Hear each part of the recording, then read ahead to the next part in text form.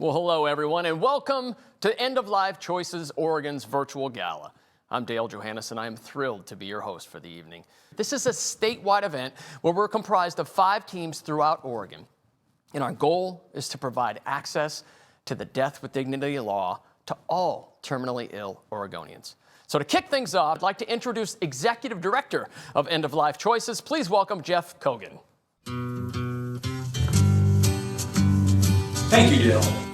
I'm Jeff Kogan, and since March, I've been Executive Director of End of Life Choices Oregon. I'm really pleased to have joined this wonderful organization that does amazing work supporting terminally ill Oregonians, hospices, and medical communities throughout our state. We're all very excited about this event, and next year, we look forward to seeing all of you in person. We're comprised of 5 geographical teams, led by dedicated team leaders who guide approximately 70 volunteers in Southern Oregon, Bend, Eugene, Salem, and Portland. Also, due to technology, we're able to meet and connect with all Oregonians throughout the state. The responsibilities of our volunteers, including ascertaining that the person qualifies for death with dignity, meeting multiple times with the person and their family, explaining the required procedural elements of the law, identifying doctors to help, reviewing that medical records have been provided for the doctors, and that the paperwork has been completed correctly, coordinating with hospices, following the prescription until the family has received it, and most importantly, attending and being in charge at the time of death in order to provide the person and their loved ones the assurance that everything is being done correctly. The demand for LCOR's services is growing as an increasing number of people are availing themselves of death with dignity. This growth in request for our service is on one level a tribute to the excellent work we deliver, as hospices and medical communities recognize our expertise and continue to confidently refer their patients to End of Life Choices Oregon. Given our current situation, we're asking for contributions so that we can continue providing our much needed service to any fellow Oregonian. Those who avail themselves to our Death with Dignity law need LCOR's expertise, knowledge, and skills in order to navigate and assure your peaceful ending. We thank you in advance for attending and for your generous donations. Now back to Dale. Thank you, Jeff. That was a powerful and educational message. Thank you so much for your compassionate leadership. As Jeff showed us, End of Life Choices is about dignity. It's about education and allowing their clients to make good memories in the time they have. Now, please join me in welcoming Katie Powell, who's an LCOR volunteer. Katie's father had cancer and chose to peacefully end his life using Oregon's Death with Dignity law. Here is her story and her experience with End of Life Choices. I can't express the appreciation and the love that is given to me for the services I do. Not just the patient, all the family members appreciate us so much for what we do and how we care for them. I've been helping people that are terminal for the last 12 years.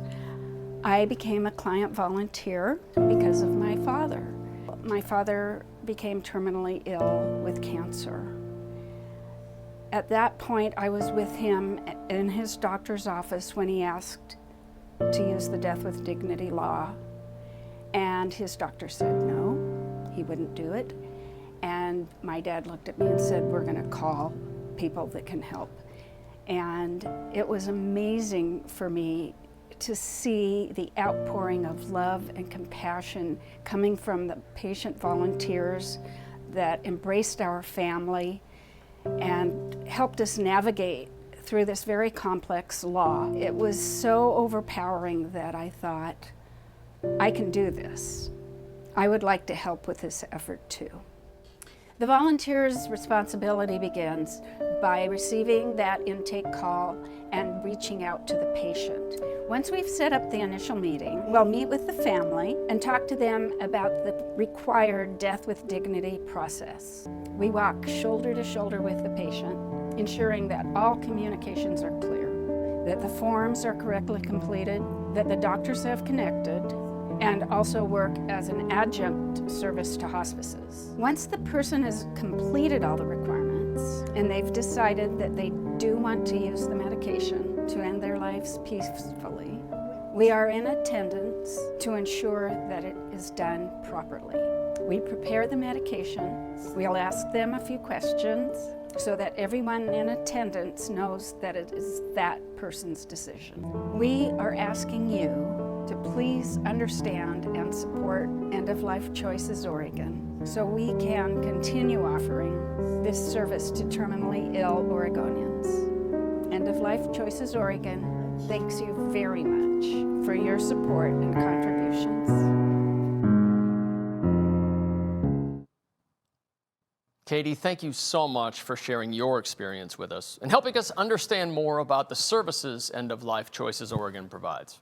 Although ELCOR is not a medical organization, it has an excellent working relationship with Oregon physicians and volunteers who can coordinate to help terminally ill Oregonians access their end-of-life options. So here we see Dr. Peter Lyon, ELCOR's medical director, explaining the physician's supportive role to Charlene Zeidel, board director. Let's take a look. Hello, Dr. Lyon. It's nice to see you today. Can you tell us a little bit about your background? Well, Charlene, I practiced internal medicine in Portland for 28 years and then had the opportunity to do some volunteer work when I retired. Then End of Life Choices Oregon asked me to join them as their medical director. Medical aid and dying is a very specialized area. So what drew you to that kind of work? I saw how important it was for people to have control of their deaths, and there was an opportunity with experience to come in and help them and their families when they made the choice to use the Oregon Death with Dignity Act. So as the medical director, what does a typical day look like for you? Who do you work with?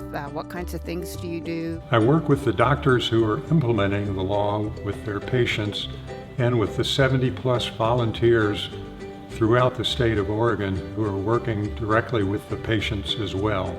What is the importance of End of Life Choices Oregon? That's a good question, Charlene. Impending death is a time of great anxiety for both the patients and their families, and it's nice to be able to allay some of their fears and make them feel a little more comfortable with the process of dying.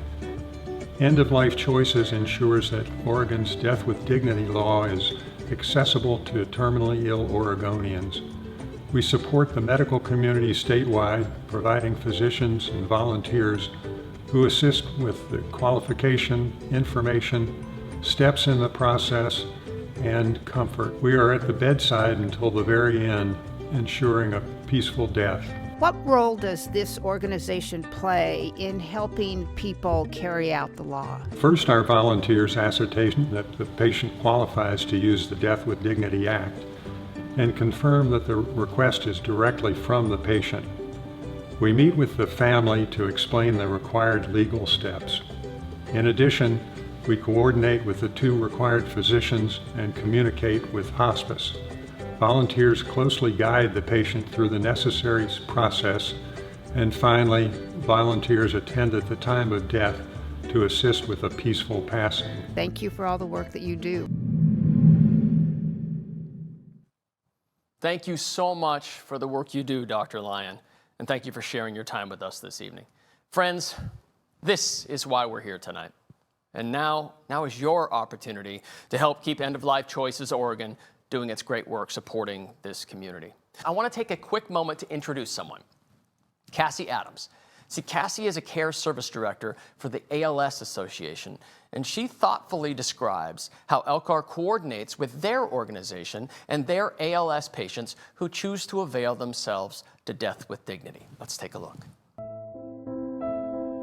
I'm Cassie Adams, and I'm the Care Services Director for the ALS Association, Oregon and Southwest Washington chapter. Our chapter works with people who have amyotrophic lateral sclerosis. It's also known as ALS or Lou Gehrig's disease.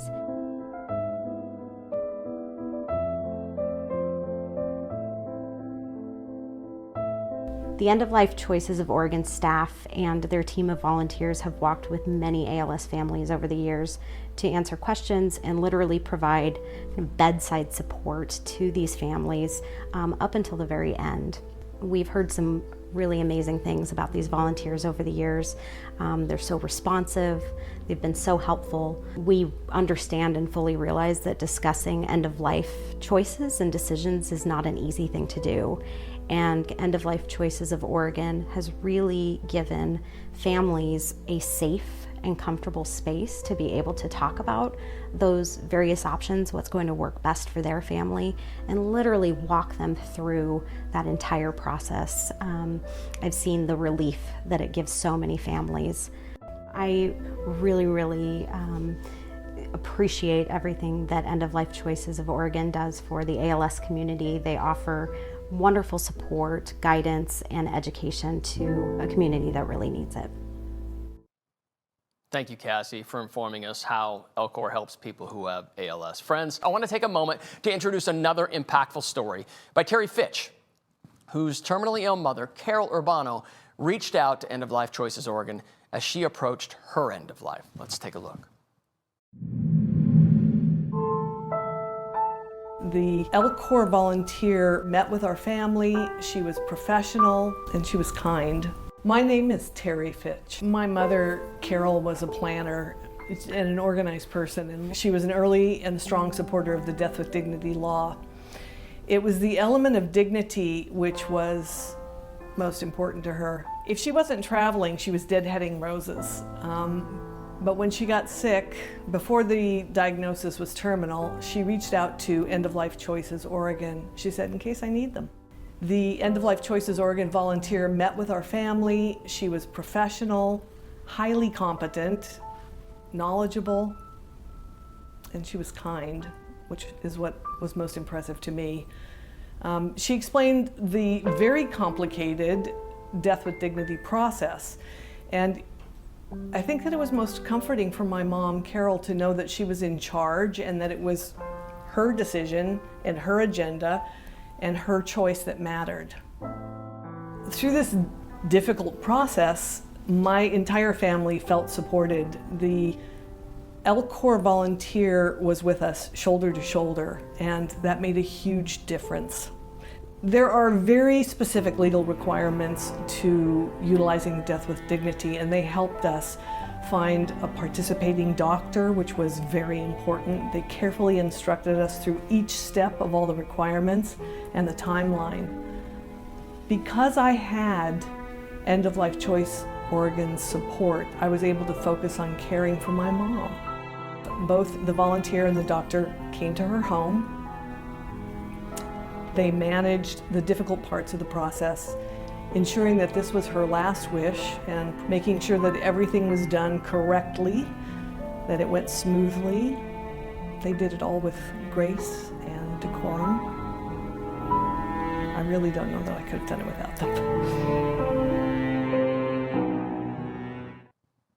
Thank you, Terry, for sharing your mother's story about Elcor with us tonight. That is exactly why we're here, to continue to supporting this truly heartfelt work. Friends, please welcome Dr. Carrie Schaefer of Healthy Living Family Medicine. Dr. Schaefer is one of the many supportive community doctors who work in tandem with Elcor's 5 teams of volunteers. She and Elcor coordinate in supporting patients when they avail themselves to Death with Dignity. Let's take a look. I am Dr. Carrie Schaefer, and I am a physician at Healthy Living Community, which is a nonprofit here in Portland, Oregon. I have been really lucky to get to have the opportunity to help support our patients in our community who are looking for support with Death with Dignity. Within that, I have gotten to work with End-of-Life Choices Oregon. One of the ways that Elcor supports that I think is really valuable is that they have volunteers who will actually be there with the patient through the medication taking process, through their dying process. And the benefit of that for the family is that they know there's someone there who's been through it before, who's observed it before, and who can help normalize the experience and help support the family with that knowledge. And I think that is just so valuable, because we as medical providers don't necessarily have the time to be able to do that for a family. And so having this group of people, this organization who can do that and it can be there with people, really helps take off some of the fear and stress that families will feel as they embark in this process. And so I'm just deeply thankful that LCOR exists and is able to create that support for our patients and for our community. My ask of you is that you help support End of Life Choices Oregon so that they can continue to support patients' right to choose how they want to die. Thank you.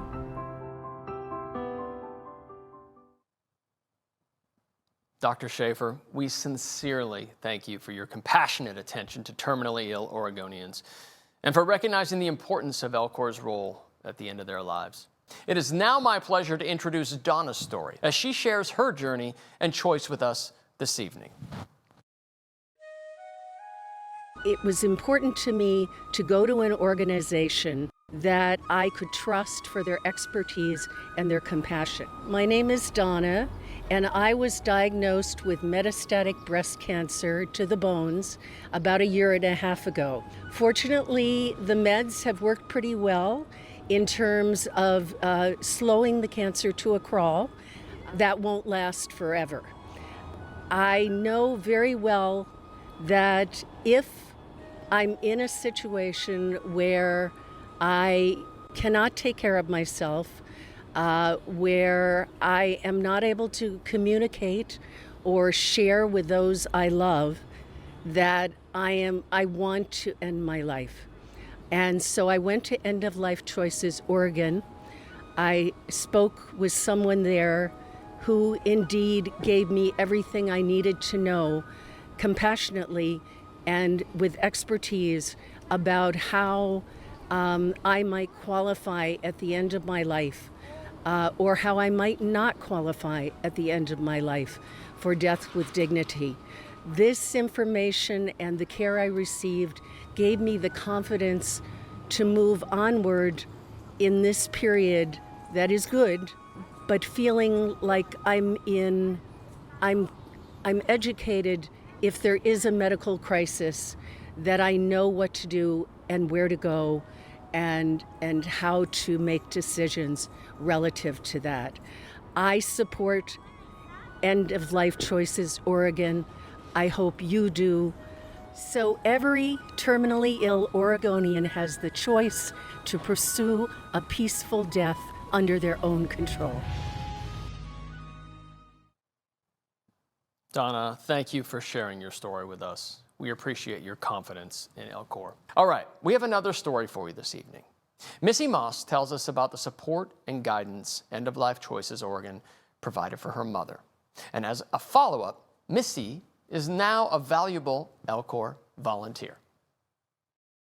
LCOR volunteers were professional who truly provided peace for my mom and our family.